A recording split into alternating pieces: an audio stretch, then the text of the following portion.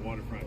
But the concept of the vessel itself is more littoral. So you guys will hear that littoral combat ship 28 USS Savannah. So what that is that littoral combat ship. Littoral is just a fancy word for coastal. So it's not the Coast Guard, it's a variant from the Navy, but we're using it to fight more of the coastal threats that are in the world today. And so we have the gun system, we also have the CRAM anti-missile defense systems on the stern of the vessel. But a big part of what we can do is allow helicopters and unmanned assault vehicles land on the flight deck. And then from there, it goes out and then we can prolong that mission from wherever we are in the South China Sea or in the Persian Gulf or in the Sea of Japan, those types of things. Yeah, so that's its mission now. It's the first design of a ship. A lot of the times people want to compare it to, and it's not possible to do that because it is a new platform of ship. Yeah, essentially. There's two variants of this one. This is the Independence class. That has that catamaran structure, and that gives it that agility, the ability to maneuver in coastal defense. And then there's another, the Freedom class. What's unique about that is in the Independence classes, those are only being able to be harbored in San Diego, whereas the other class is in Mayport. And so this one will sail to San Diego ultimately, and then from there we have to do sea trials and all of those things to make sure that we can fire off the weapon systems, we can prove that she can go fast, that the engine isn't going to break and those types of things, and then ultimately we'll put her on deployment probably within the next 3 years. After they fall on to all of their qualifications, can show that the missile systems, that the gun weapon systems, that the radar systems, all of that stuff. So right now we're still in test phase of a lot of it, and once we clear that and we move into the next phase of actually lighting off those missile and weapon systems, then we can go and do the country's bidding as it will. No, this is actually going to be in the Navy's inventory. It just was added to the Navy's inventory today. And if you guys were here, that was that ceremony that we were holding in today. What's top speed? Top speed is about 40 miles an hour. Yeah, to the untrained eye. Yeah. Unfortunately, I haven't even seen it do it yet, and I've been underway on it a couple of weeks now. And so, yeah. And so she sailed out of Mobile, Alabama. We went up to Norfolk. Then we came down here to Georgia. And we got a couple of more ports. We got one in Mayport, in South America, and those things. And then ultimately we'll wind up back home in San Diego, where my wife and kids that you all saw there, that's where they live. So it's essentially like you go to work. Wherever you guys work at, I work too. But my work gets underway and I have to be on it. And so whatever happens back on land, I don't get to see that anymore.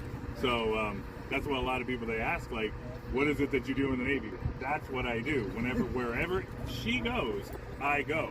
And so wave goodbye to everybody on shore. And, I will leave my family from Georgia tomorrow, and then I'll see them again in San Diego in about a month.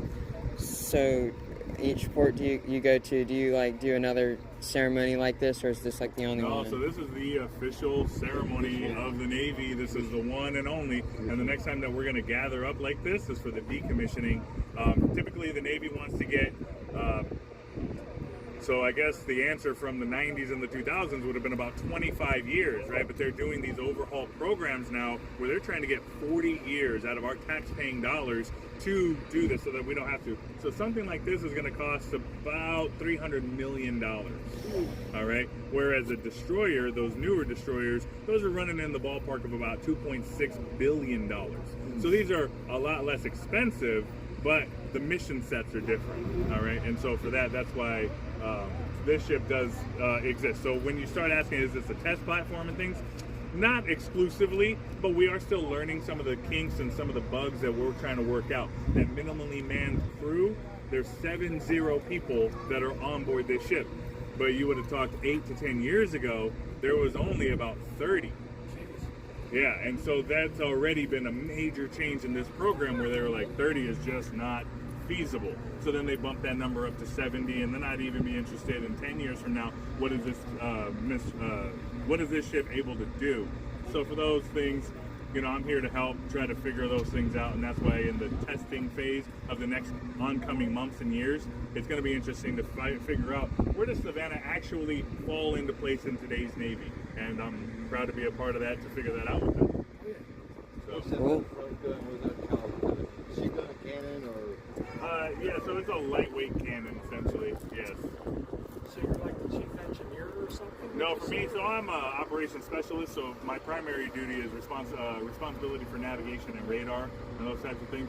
Being a senior ranked person, they utilize me in multi-other facets because we're minimally manned, so why not the guy that they pay to do multiple jobs? So you're cross-trained or whatever. Absolutely. I have done more things in my Navy career in the past year and a half than I had in my entire 19-year career over spread out because we're minimally manned. And so a lot of the times it's just, hey, we got to figure it out. And so while we're trying to figure it out, like even right now, I'll give you a sneak into one of my big problems right now. I got to do tours in our next port. Typically that wouldn't fall on me as an E8, you know, I've got an E6 that's doing that, but we got to spread the wealth. So literally, like at night times and things, I'm like chatting with the next port of like, hey, can we get some tour information? Can we make sure that the sailors are getting gift bags or whatever it is that you guys have? And they're like coordinating that stuff. So I'm literally doing that as I'm safely navigating a harbor. You see what I mean? And so you kind of have to be that multifaceted 21st century sailor as it was. And you guys should probably Google that and read some interesting articles about what it is that today's Navy does. Welcome to the federal government. That's what we do. Multiple jobs. I'm sorry?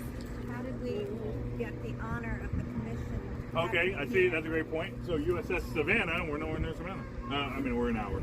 So originally, because of coronavirus and all of those things, Savannah wasn't available because the port is so backed up to bring in goods and shipments and all that stuff. I'm sure we've all seen the news articles where they're like, it's just not like you order something off of from that's typically coming from overseas.